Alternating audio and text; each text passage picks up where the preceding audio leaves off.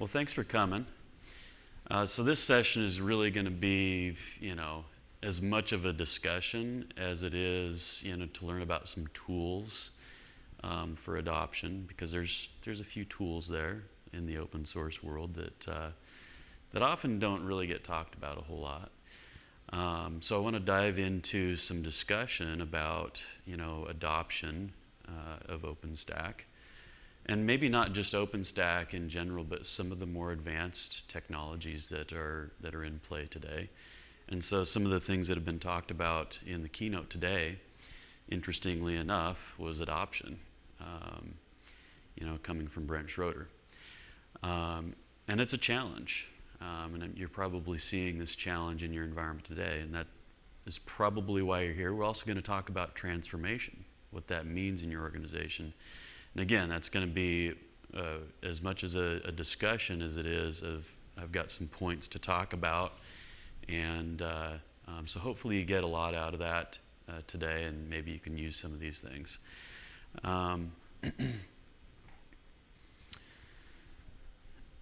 So who uses OpenStack here? Do we have a raise of hands? Yes, Ralph. Awesome. We have actually several engineering labs that have OpenStack. In fact, we use OpenStack to actually automate some of our practices inside of SUSE. One big example that's been presented this week that Griff has been talking a lot about is our sales engineering lab that's been made available publicly. And we have several labs internally that we use as well on OpenStack. So OpenStack can be used in many different areas. Some use it for development, some use it for, for their testing environments. Some use it to test some newer software. Some use it for production deployments, and they deploy their applications on it, and their users hit those production environments. Some use it for a public cloud, per se, on their private enterprise, but it's made publicly available for their customers to utilize. So it can be used in many different ways. So I'm glad we have some OpenStack users here today. So really, what is some of the OpenStack value? What kinds of things does OpenStack bring to you? What's that value? Think about that for a minute, because internally this is something that you have to sell to the folks that use it. Think about that in your enterprise. Maybe you have VMware, or maybe it's Citrix, or maybe it's Nutanix, or maybe some other platform. And you've got OpenStack side by side, and you're looking at trying to adopt OpenStack because you see great value in it. So what is that value that OpenStack brings? Anybody got an answer for me? That you can manage your infrastructure through APIs. Manage your infrastructure through APIs. That is like one of the biggest values that people miss, right? Managing your infrastructure through APIs. People focus on the GUI aspect of the Horizon dashboard in OpenStack. And I think that's just kind of a big fallacy because that's what we see all the time. But the biggest value is the APIs. It's API driven. That we can actually programmatically write an application that can actually drive the deployment of a server, of an application that's running on that server. That's a powerful thing. You can integrate that into other applications like your CRM or something that needs to automate a process to deploy that framework. That's really powerful, right? So how do you take that value and promote that internally? That's a big challenge. What are some other values of OpenStack?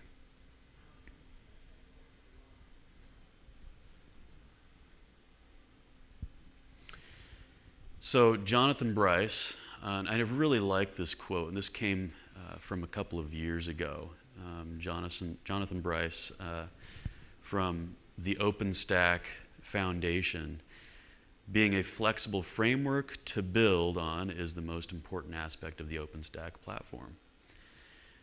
Being able to support both traditional and cloud-native workloads, another important aspect. But most importantly, what he said, the benefits of the cloud are too great to only allow new workloads onto the platform. I really liked what he said there, because it's not just about greenfield, right? It's about taking our existing applications and getting them running there. And it could be applications that are legacy and that have been written, through a waterfall programming paradigm of the past, and now you're switching that, and you're taking the first leap of, let's just put that application running on OpenStack. Now, I listed out some things as far as OpenStack value. Infrastructure as a service, and we don't really think of it that way, but think about where VMware came from. It wasn't infrastructure as a service to begin with. They answered a question, and that was, we need to make sure that the systems we have today are fully utilized. The systems were just sitting there idle, for a very long time. What do we do with those idle processes on a box? Can we make these systems work harder? And so let's go ahead and virtualize it. And so VMware really took off in that world of virtualization. And it wasn't until many years later that the concept of infrastructure as a service caught on with VMware. And they started actually automating some of these processes. And then actually creating an API for it. So that came later, much, much later. And now we have that with OpenStack, and that's really what it was built on, was infrastructure as a service. Common set of APIs. It's pluggable, right? Your storage, you can use what you have existing. If you have NetApp, if you have EMC storage, you can plug those things in. The networking stack is also pluggable. It's also changing a lot. You can plug in Juniper, you can plug in Cisco. You get a software-defined networking infrastructure. Your compute infrastructure is very pluggable. SUSE is really the only one that supports a lot of multiple hypervisors in OpenStack today, which is a key thing to remember, because you might want that. There are reasons to use Xen as a virtualization hypervisor. There are reasons to use KVM, and you have to weigh those options and what makes sense. The fact that it's very scalable is a value. There's, the dollars for acquisition. The acquisition costs are down. Long-term acquisition costs are also down. And it's cloud native ready. So it's ready for you to consume newer technologies moving forward. I think that's really important. Built on an open source platform, so like what was talked in the keynote today, it's all about what Rajesh was saying, that innovation value that get with the openness. OpenStack provides that. So who's having trouble with adoption today? Yes, what are some of the reasons why you're having trouble with that adoption, would you say? Everybody tries to compare with VMware. Everybody tries to compare with VMware. Okay. I think in my case, there was a couple failed projects early on that this left a bad taste in people's mouths. So things just kind of stall out right when they mention the name. Yeah.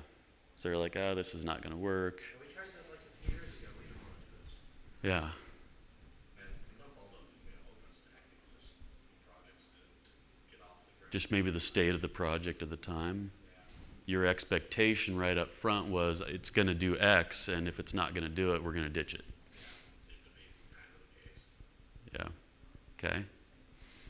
Speed of adoption, the speed, the implementation took longer than expected.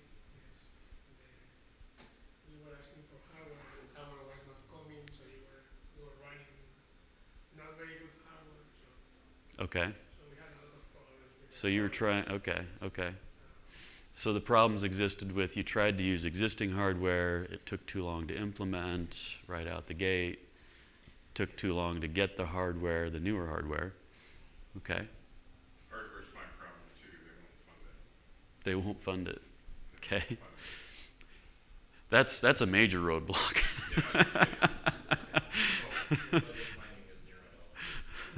so I'm gonna go on the cloud, of course, that's my answer. Public cloud. So now you're getting around that by going to a public cloud. Yes, Okay. Okay. we shall see. So I represent the GSI team from SUSE, Yeah. and happy to share that we have made a joint solution with one of our GSI partners around OpenStack.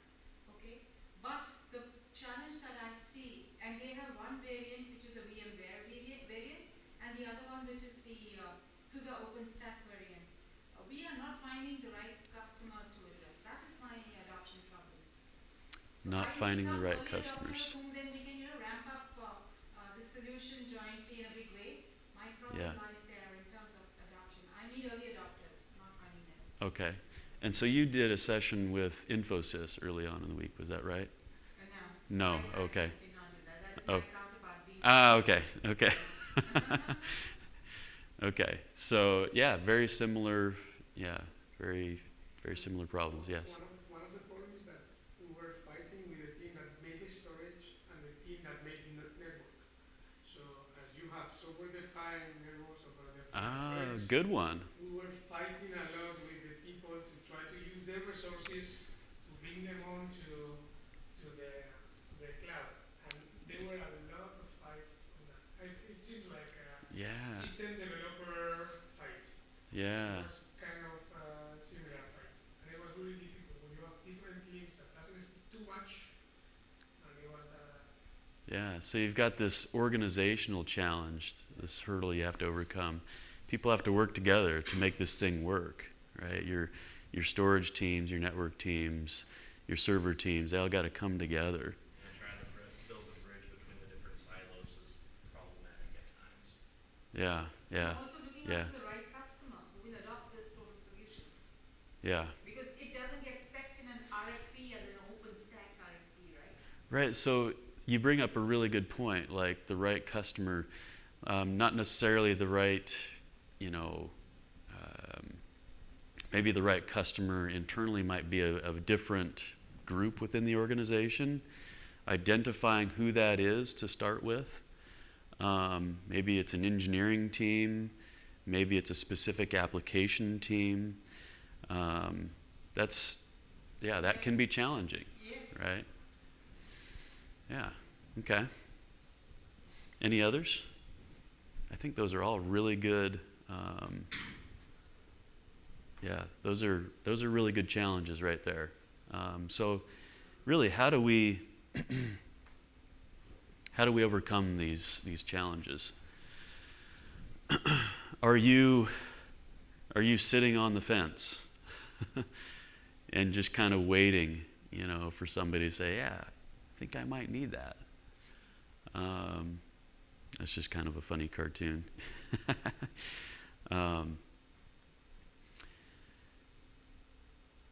Hopefully you're not feeling numb from sitting on the fence. What if we just don't change at all and something magical just happens? I doubt it. It's not my experience, but I think if we are, and I see organizations think this way, and what happens to those organizations? What typically happens? Oh, come on, stagnation totally breeds innovation. There's no innovation. Nothing ever happens with that. They stay, totally stale. Eventually, you're out of a job, essentially. That's the gist of it. It used to be that with OpenStack you had so many choices. Like very early on, I think you had 30 plus choices to make. What OpenStack distribution do I use? That can be overwhelming. If you take a look at the Kubernetes community today, yeah, there's 30 plus distributions out there you can choose from. Which one do you choose? There's a lot of choices, right? That can be a tough thing to overcome. Do I just evaluate a few? You know, who are the major players? You got to ask a lot of questions. So yeah, you write up an RFI, you write up, you know, something that, and you hand it off to some of these vendors that you feel like are the major players. You know, get some answers to your major questions.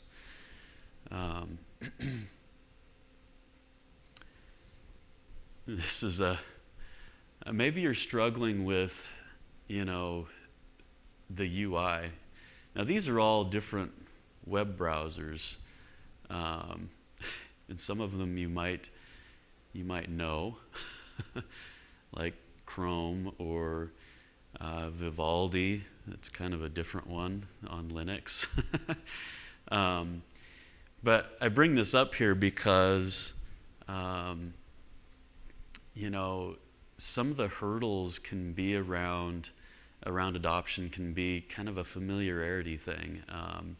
You're not familiar, you know, with the environment. Most people are familiar with using Chrome, you know, standard browser. But maybe some people like to just have some variation, and like to try something a little bit different, and they just like to use KDE Conqueror as their browser because it gives them more flexibility. There's more options in there than Chrome gives them. Or maybe you like something that's just completely lightweight, and so you're going to go with Vivaldi. And uses up less resources, super lightweight. You know, people are interesting that way. And it's kind of the same with OpenStack, you know, with that adoption. If you look at that shift, right, everybody's different. And the way that they like to use things, it's not necessarily all about the Horizon dashboard, or maybe there's something missing in that dashboard that they can't get over the fact that, you know, the way that storage is provisioned in the Horizon dashboard just isn't the way they like to do things. They can't get over that fact. So there's some challenges there, you know, with the people side and the way that we use things and the way that we're used to doing things. And we bring up VMware. Oh my gosh. I mean, everybody has some sort of VMware. I'm just sure of it. Everywhere I go, VMware is there. And you've used it.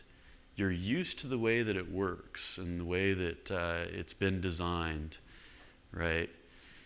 OpenStack doesn't necessarily fit exactly in the picture, although you can check off, you know, feature for feature. OpenStack does this, this, this, this, and this, and they're the exact same things that VMware is doing, but it does it differently, right? So, you know, we can do the comparison, you know, and the comparison comes out every single time I do this. We can do everything that VMware does. It just does it differently. And of course, this picture is taken from Lord of the Rings. They're entering Moria, unfamiliar territory, right? Are you feeling like you're in that unfamiliar territory? You don't know what's around you, right? You don't know how to get from A to B, and maybe you have to find some guide to help get you there. And maybe that's what you feel like with OpenStack. Maybe your users are feeling that way. You know, we kind of see the value, but it's unfamiliar to us. We've not used it because we've been using VMware for so long, or some other tool for so long. It's just unfamiliar to us. So how do you get over this unfamiliar territory? Have you thought about that?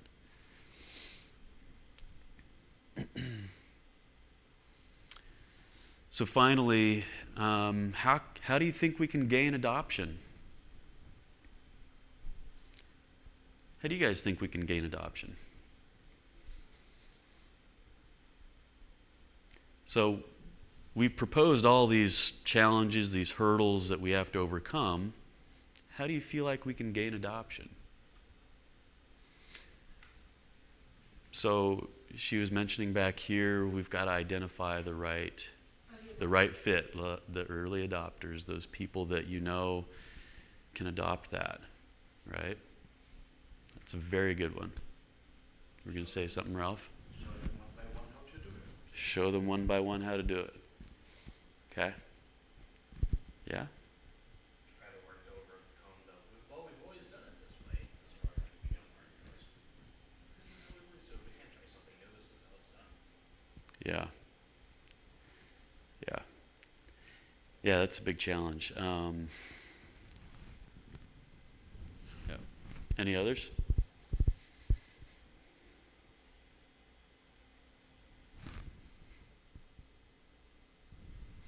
I'm just going to propose 3 steps. Now, it seems a little silly, but you know, change always starts with understanding the requirements behind the change. And I see this in a lot of organizations that are trying to adopt the more advanced technologies. They're trying to move there. Discovering the requirements for maybe the application, you know, like the owners that you want to identify. Getting an understanding of their requirements first and foremost. Maybe their requirements are not that they need to use a Horizon dashboard. Maybe they don't even care about that at all, right? Maybe what they care about is having a more understanding of what the APIs are and how can I utilize those APIs. So right there is going to give you the best chance for that adoption. Okay, let's have a deep dive on what are the APIs. Because most typically, an organization that wants to, or a group within an organization might want to get there, but ordinarily they typically don't have time to do a deep dive. They're focused on their application and that particular stack, and they won't have time. So having time can be a challenge. That can be the challenge for adoption. So making that time available to do some deep dive. So you have to first understand what those requirements are in order to get to that point. So once you've done that discovery, you understand what those requirements are, then we can move to that next step. Plan to get there, okay? And then we can start in on doing some deep dive on the APIs. And maybe it's an organization that really wants to use the Horizon dashboard for whatever reason because they use VMware. And now we need to understand how can we utilize this in the same way. So you bring SUSE in and you do a little training on it or something like that, right? And we can do some customized training for that kind of thing. And it can be just a day, or it can be 3 days. But most typically, those teams are not going to have time. So there's an initial investment there. So that is a gap, and you have to understand first your requirements, and then planning how to get there, and executing that. Seems silly and simple, but those are really how you get there. But it's first in all understanding what those requirements really are.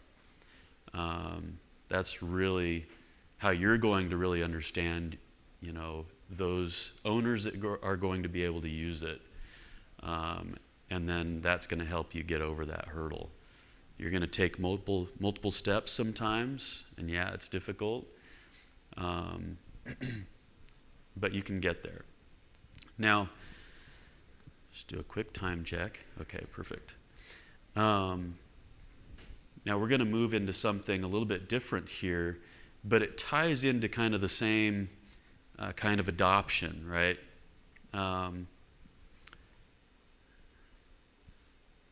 Well, I guess that was for my last comment. The training academy, getting them some SUSE training to help you get over that hurdle a little bit. Sometimes you need that, right? Now the tools. The tools to help you get there. There's a lot of them, and there's a lot of third-party tools as well that provide similar functionality. Now these are interesting because you might want to move from VMware with a particular application, or you might want to move from a public cloud even to an on-premise cloud like OpenStack. And you need a tool to convert your workload, or to evaluate that workload and somehow move it into another platform. Maybe it's running on bare metal and you need to evaluate the workload so that you can move it into OpenStack, or, you know, running as KVM on a KVM host. So these are just some of those tools. The guestfs tools, there's a great wiki page out there, public wiki page, that talks about the various tools in there, and you'll also find in SUSE Linux Enterprise Server, you'll find a lot of the documentation that talks about these tools and how to use them. The ViRT V2V, the ViRT P2V. P2V is talked about a lot because most ordinarily everybody's already got it virtualized. The V2V stuff. And then there's others. There's a lot of other tools that are part of the guestfs libraries. So take a look at those. Yes? Does any of those tools live migration from VMware to OpenStack? Live migration from VMware to OpenStack. None of these open source tools do that. As far as a live migration, there are some third-party tools from Micro Focus I know that do some similar things like that. About the live migration, I'm not totally positive about, but do some investigation there. Yeah, that sounds interesting. I'm not sure how well that would work as far as doing a live migrate, because then you run into differences in the memory management structure there. So I'm not sure how that would work, but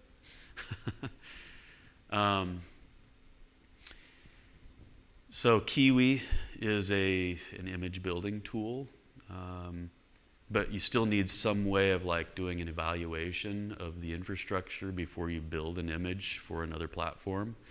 And so you have a tool like Machinery, which will give you that ability to do the evaluation and then help you. It also actually ties in with Kiwi and does the build on the back end of that. Once you have the evaluation done, then you can build it into, a QCOW2 image that can run in OpenStack. The Open Build service can also help you automate some of that process. So if you get to the point where now you've done the evaluation of your application stack, and now I can kind of split that up using our build service. I can build it into maybe an RPM package or some type of overlay that I can put into the build service, and that overlay can then be added into a QCOW2 image using the build service. So this is a way of just automating that entire process for you.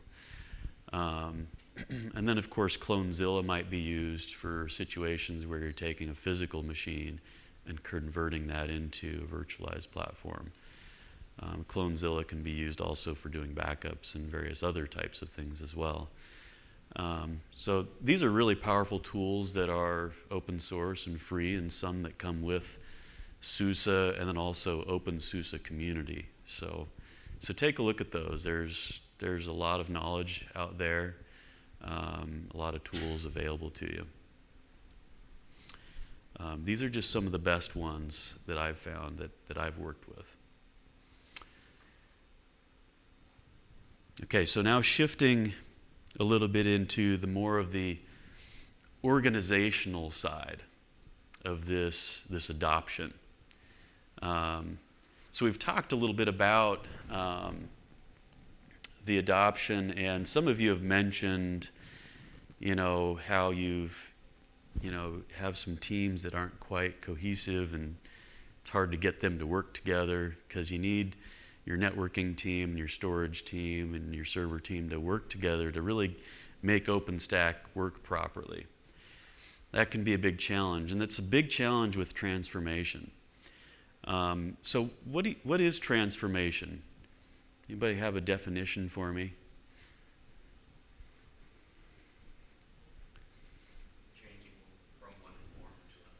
Changing from one form to another. It's the chameleon, right? It's the change. That's really at the heart of what transformation is all about. And so change, that's an action, right? I'm going to bring this up again, these 3 steps.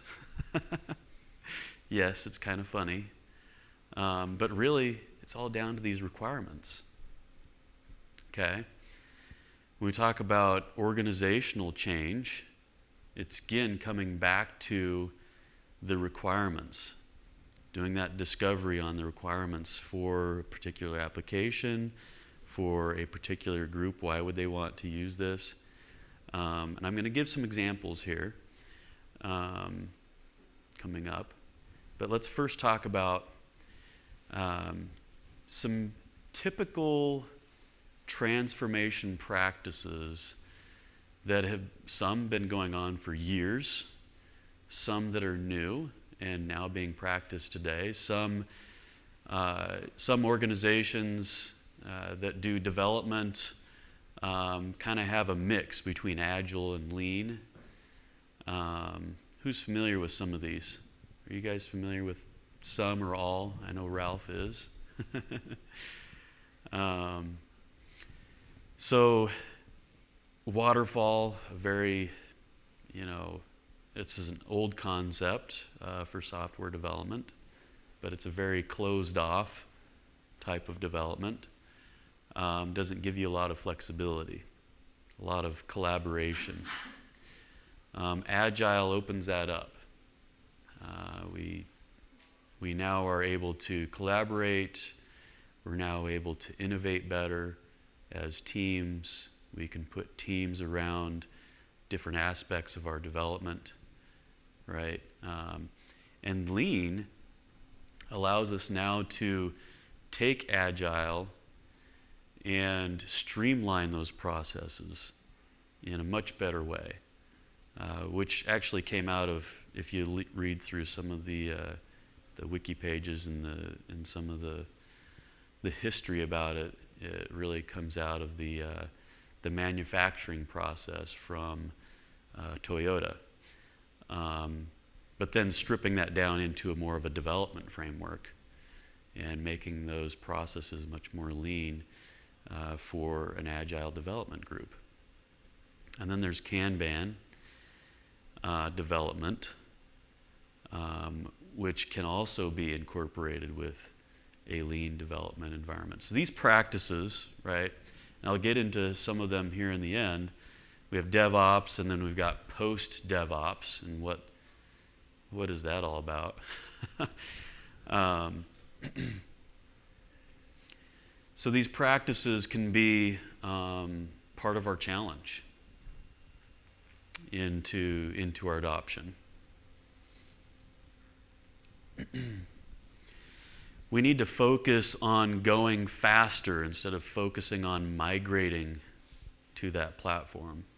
So what does that do for us? Focusing on going faster. So if we focus on going faster, think about that. What does that do for us? Instead of focusing on migrating to the platform, if you focus on going faster, you then think about, okay, well, in order for me to go faster, there needs to be some type of organizational change there in the middle.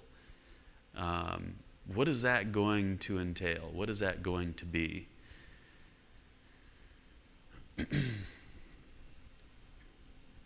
So we need to evaluate the risk of not doing this transformation. What is at risk with your business of not moving faster, not focusing on going faster? What is at risk? Do you have segregation of responsibilities today?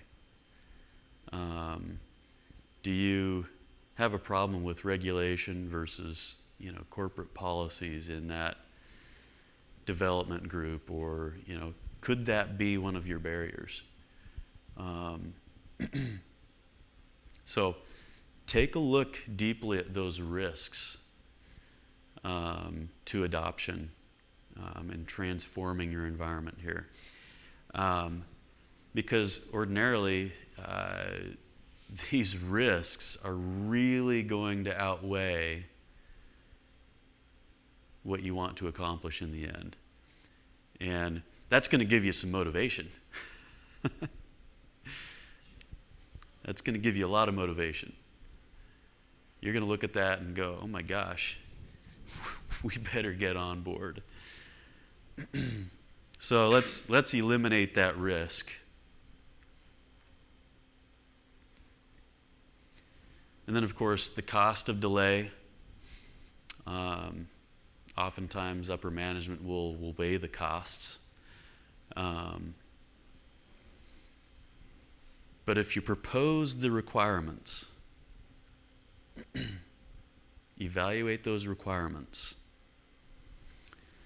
Can this be easier? How much will it cost? How much will I make in return? That's another thing that you might risk. It's losing some revenue from it. And then urgency.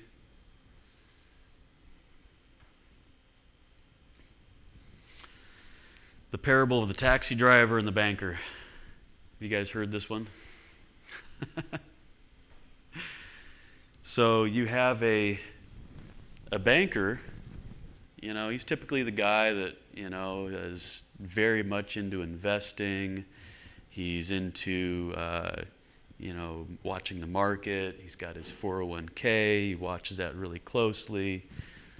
And just kind of very to the book, not really taking much risk because it's all being managed for him. His money gets thrown into his 401k and it's fine.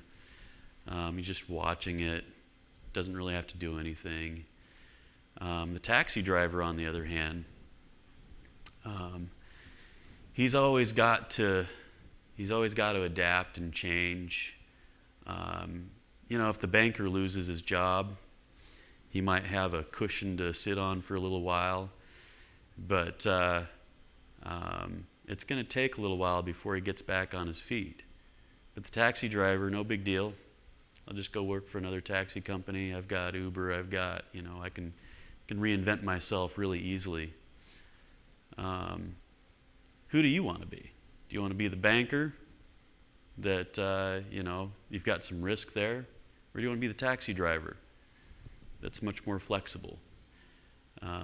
You can adjust to the change and adapt. And if you read into that, there's more to it, right? You know, if you're the taxi driver versus the banker.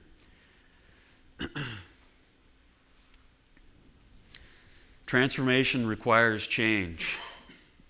And now I put this up here because I think this is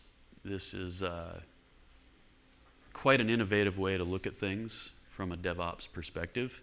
Post-DevOps is kind of interesting. And I've lately been hearing a lot of interesting things, even this week, about organizations that are adopting the advanced technology, and they've adopted it because it was greenfield. But now they have the challenge of, well, do I let my operations people now manage the underlying infrastructure? And how do I do that? How do I have an operations team manage my Kubernetes environment now? And really the answer is you don't. You have to have an organizational change in order to move forward.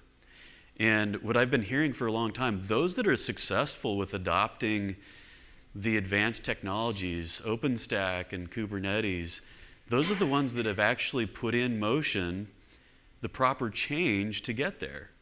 Those are the ones that are successful. And I hear all the time, I was actually at a Future IT conference last week in Chicago, and every session I went to, they talked about, the first thing they talked about was our organization, we just kind of made this special group.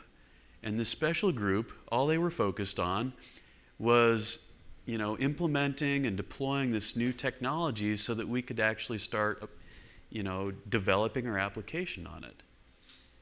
And so they had a team of application developers, ops people that formed this special team, and that's what they did. That's what they accomplished. And they created this amazing thing. But what they didn't realize was they're doing this post-DevOps thing where these, you know, the ops people are working together under the same umbrella. And so you have this you know, platform ops team that's kind of under the same, it's kind of a new shift, right? You have platform dev, platform ops, and then on top of that, you have your application guys. These are the guys that are kind of taking care of this. It's not the operations team over here because they're not going to have a clue of what to do. Maybe if you throw them just the monitoring dashboard and that's it. Just tell me what's broken. Then I'll go and fix it, right? But you really don't want them to be monkeying, you know, in the operational pieces to this new advanced infrastructure. So go look at this from engineerbetter.com, post DevOps. Really cool stuff about, you know, an organizational change. And these guys actually do consulting. You know, we talked to them about, you know, talking with our customers for adopting things like Cloud Application Platform with Cloud Foundry. But it also fits with Kubernetes as well. And they have a course that is a couple of days long where they go in and talk to organizations about this organizational change. Because you're not going to be successful with the advanced technology unless you have this organizational change. You really have to have this organizational change in order to make it work. That in itself is a nice challenge. Yeah, that can be. Oftentimes it's stifling one. Yeah. But again, and I don't know if my next slide is in there. Nope, it's not. Going back to that, the 3 steps, the requirements, gather your requirements. And that's what you need to propose to your upper management is, hey, look, here's the requirements. And I heard this from a customer this week that is actually adopting container as a service platform. And they're like, you know what, we decided we're going to rewrite this application. But they went through and they did a whole requirements evaluation. And then they took that to their upper management and said, look, we're going to need a whole team, brand new team formed around this in order to accomplish this. And, here's the end result that we're trying to achieve. We're going to build out a new application. It's going to be innovative. Here's the cost analysis for this change, and this is what you can expect. But what they didn't realize in the end, after they started doing this, that the benefits were even greater than what they thought. When they started going down the road and implementing it, and they made this special team to start doing this, they were amazed at the result because they started receiving actually more revenue, and now they're starting to identify, oh my gosh, there's another part of our business now that we could pull into this with the same strategy, and we could probably get 10x the revenue that we were getting before. So when you start doing this innovative change in your organization, it's not all about the technology, but you're going to receive much more value than you really realize. So think about that and where you are at in your organization. Can you be a promoter of gathering these requirements and making that start to change, right? Very likely. Think about that. There might be tools to help you get there and help you to adopt, but that is not the end game in all of this. You have to have organizational change along with it, okay? That's what I'm trying to get at. So I do have a little demonstration. I've put together a video for it, so I don't really have to do anything. I'll explain the video. But this is kind of some machinery stuff in action. Some of the tools that we talked about. That was... All right, I'm going to start this over again. Okay.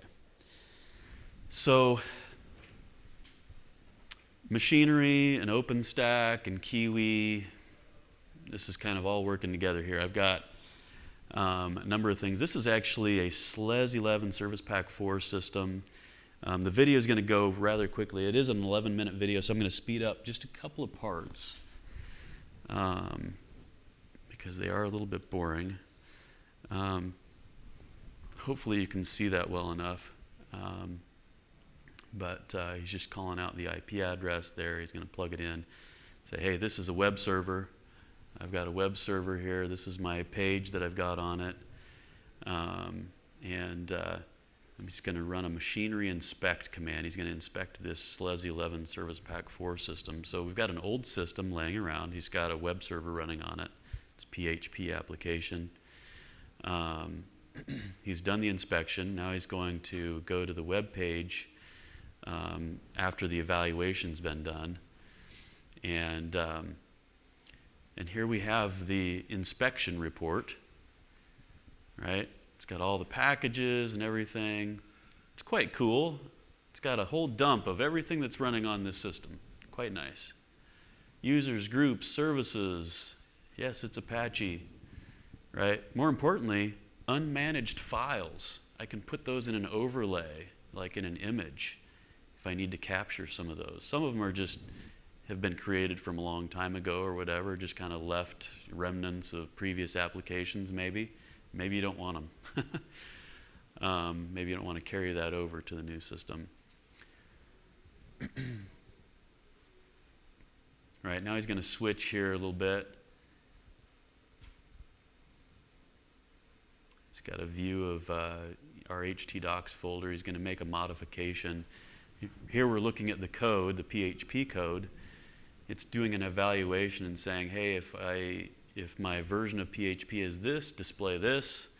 If my version of PHP is this version, then I'm going to display a totally separate page. So right now we're on PHP version 5.3.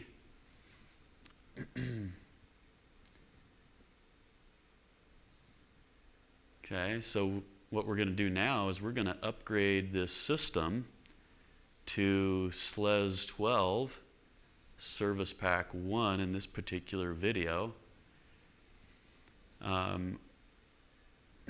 So he's going to clone the virtual machine in this case. And he's going to do an upgrade really quickly. This is the part where I'm going to speed this up a little bit. This is not very interesting. So he's basically selecting the SLES 12 SP1 installation DVD, and he's going to select upgrade.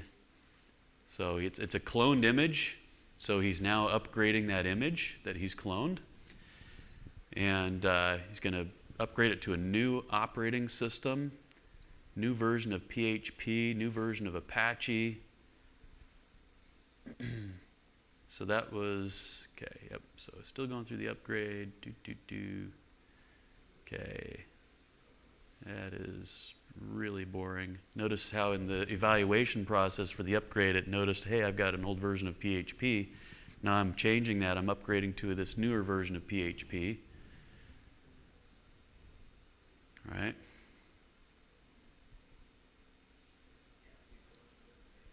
Okay. And then of course, that's all fine and good. Now we're rebooting. Okay, we're booted back up. Now, he says SLES 11 SP4, but just because that's what his host name was. Now he's going in, he's changing the host name to SLES 12 SP1, setting up his network properly because it was a cloned image, right? And he's making some changes in his Apache config through YAST. It's really simple stuff, enabling the PHP right here. He's going to go in and enable the PHP, disable the PHP 5. We're going to enable the new PHP version on SLES 12.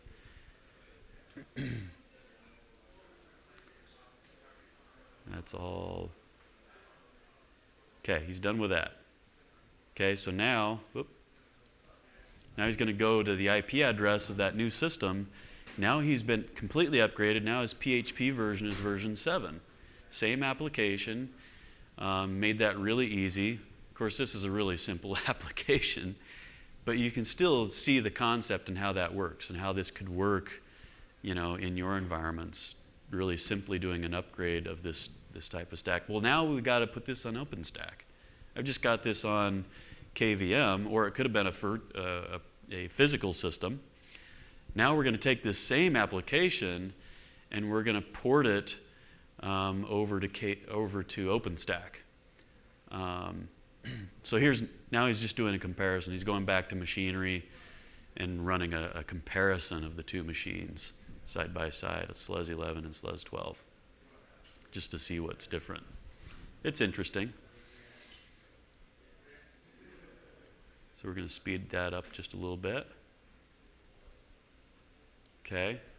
And now what he's doing now is we're doing a machinery build. We're going to build a different image. So machinery has the ability now to create a QCOW2 image of that same system. Right? So he's going to do a build, and it will kick out a QCOW2 that I can import into OpenStack.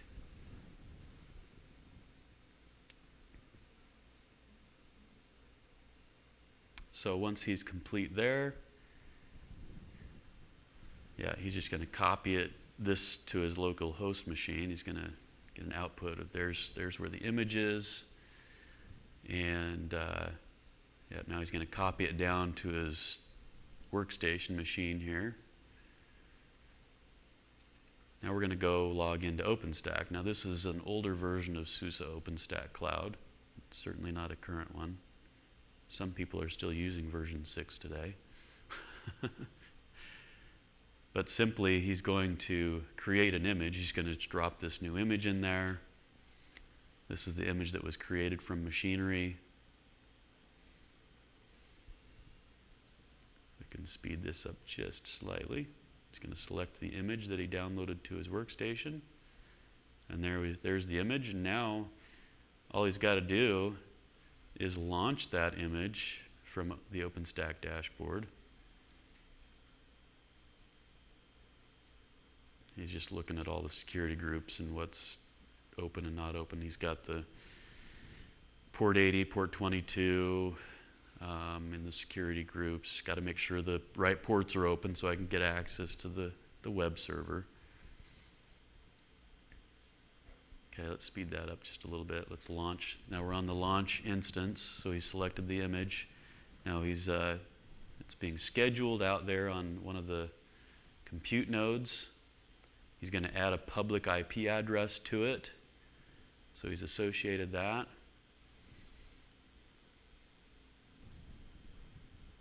It just takes a moment. He's up and running. We've got that floating IP address there. Should be all booted up. He's going to show the console real quick. He's at a login prompt. Now we're going to go to that public IP address.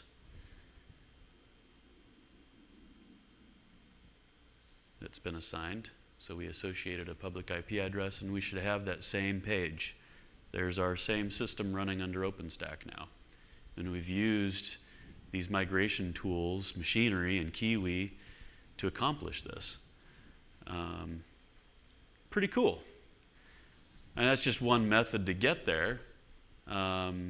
But I gave you a list of other tools that you could also use for adopting from VMware or Nutanix or other environments, moving that over to OpenStack. Got to evaluate the requirements. Got to evaluate those systems that you want to move over to OpenStack. Sometimes it's complex, sometimes it's really simple. They're all different, right? It's a different story for every single one of them.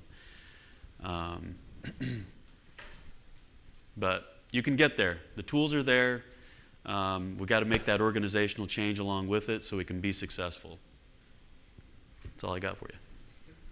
Hopefully that was beneficial. Yes, it was. Good. Thank you.